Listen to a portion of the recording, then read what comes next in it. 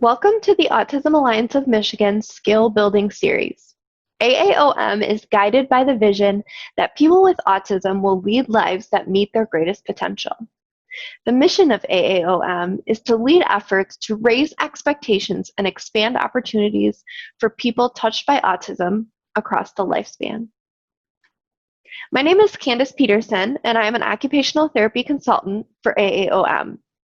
Our webinar today is on understanding your child's sensory systems. There's also a handout for this webinar that will help you as we discuss this information. You're probably familiar with the 5 senses: sight, hearing, smell, taste, and touch.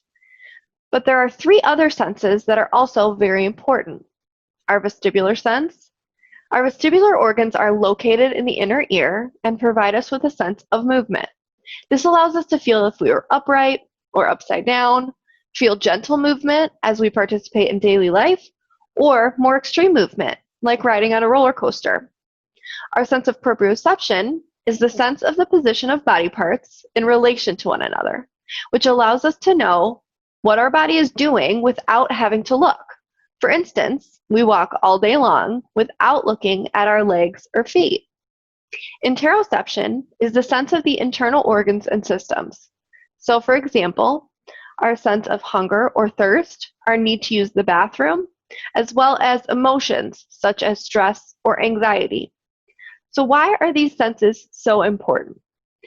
Each of these senses contributes significantly to processing the world around us, and in turn helps us participate in daily tasks, social interactions, and understanding emotions.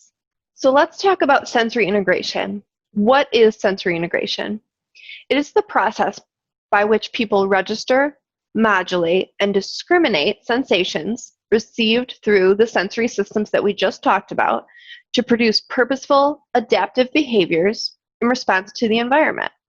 So as children grow, they typically develop a refined ability to appropriately register, modulate, and discriminate information to support skill development. So we have to talk more about what these terms mean: registration, modulation, and discrimination. Registration is the detection of a stimulus and recognition of the significant meaning of that stimulation. In other words, oh yeah, that's something meaningful. I should pay attention to that. Modulation is the adjustment and adaptation to sensory information received through registration. In other words, the ability to decide if the stimuli should change what you are doing or whether you could continue on with your current activity. Discrimination is accurately understanding the sensory stimuli and giving it specific qualities, like, did I hear a car horn or an ambulance? What exactly do I feel in my pocket? Which way is my body moving? So for example, if we hear a sound, we would register it. Oh, I should probably pay attention to that. Modulation would tell us, yeah, I just heard a siren and I'm in my car, so I should probably change what I'm doing and move over to the side of the road. And that discrimination allows us to say, yeah, it was a siren, so it's something important. So what happens when the sensory systems aren't operating quite right? A child may have something called sensory processing disorder. Sensory processing disorder is a common co-occurring condition in individuals with autism. It exists when sensory signals are either not detected or don't get organized into the appropriate responses. So Jean Ayres is the founder of the sensory integration frame of reference, and she likened SPD to a neurological traffic jam that prevents certain parts of the brain from receiving information needed to interpret sensory information correctly. So a person with SPD finds it difficult to process and act upon information received through the senses, which creates challenges in performing everyday tasks. So you might see motor clumsiness, behavioral needs, emotional differences, increased needs in school, and many other potential needs that may impact those who do not have effective treatment. This is what it might look like if your child has sensory processing disorder. They might hate having their hair washed, brushed, or cut. They might be a picky eater. They might complain about the way clothing feels on their body. They may have abnormal registration of pain. They might not like to be tickled or cuddled. They may have poor motor skills or walk on their toes. They may have a hard time concentrating, be sensitive to loud sounds, chew on clothing or objects, have difficulty with daily tasks like dressing themselves, sit in a W position. Those are all examples of things that a children might exhibit if they have sensory processing issues. So let's talk about some different presentations of these sensory differences: over-responsiveness, under-responsiveness, and sensory craving. So you may hear the terms hyposensitive or under-responsive, hypersensitive or over-responsive, and sensory craving. So for the purpose of this presentation, we will use the terms under-responsive and over-responsive.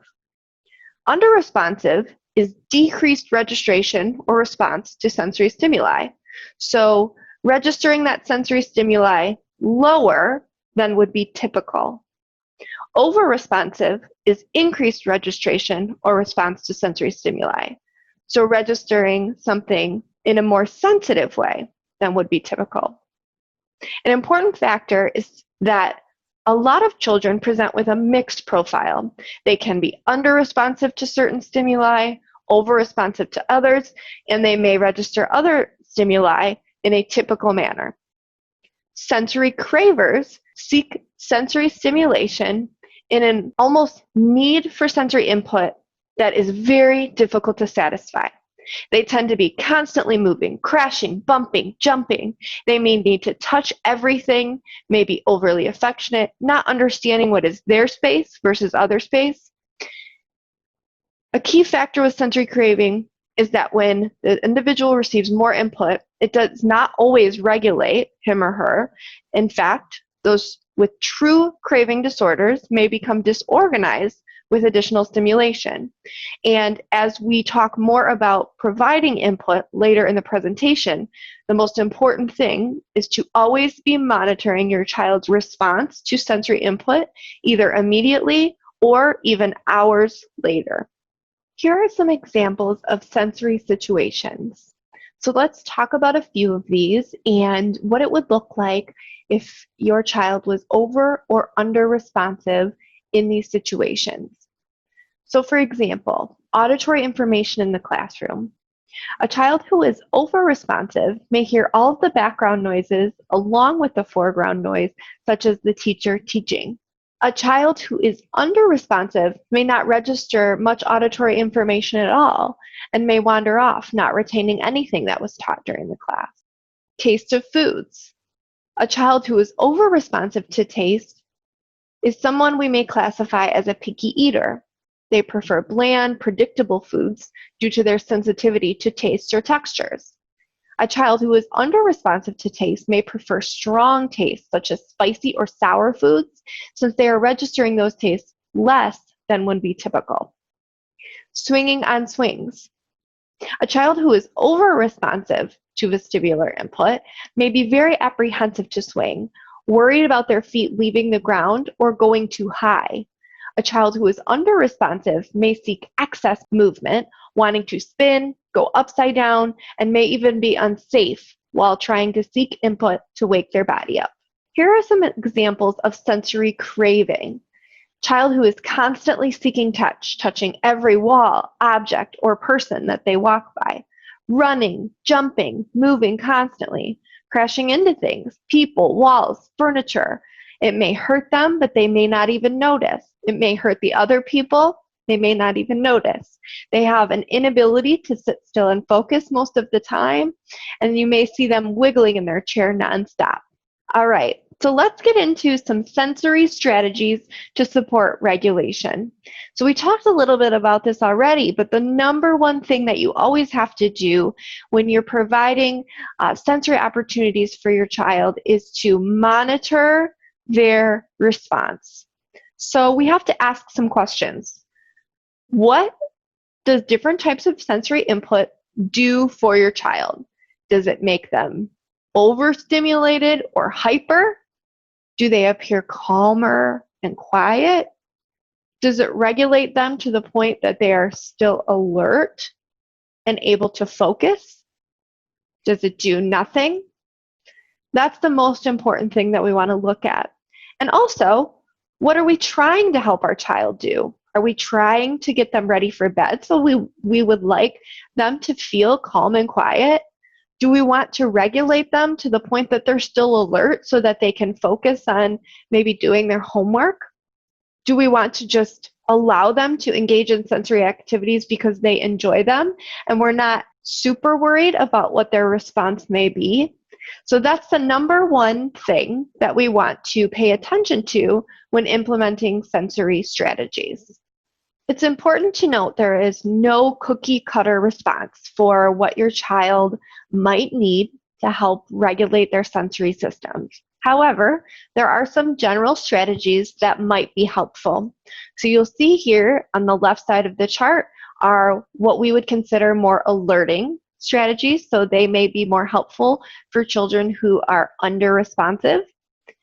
And on the right, we have more calming strategies, which typically may be helpful for children who are over responsive. However, there are many different strategies that children who are over responsive or under responsive that they may like or respond to in either category.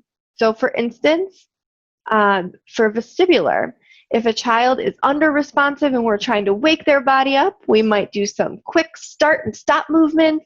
We might do some fast spinning on a swing. For a child who is over responsive and maybe they need some calm organizing input, we may do proprioceptive input of joint compressions, yoga, brain gym activities, chewing gum, sucking through a straw. For auditory strategies, to alert, we would use higher frequencies, and to calm, we would use music with low frequencies and rhythmic sounds. Visual, orange, red, yellow colors, flashing lights, quick movement, that's all alerting. Whereas blue or green colors, slow-moving targets such as bubbles, eliminating visual stimuli, for example, going inside of a fort or going into a room that has less visual stimuli, that can be very calming.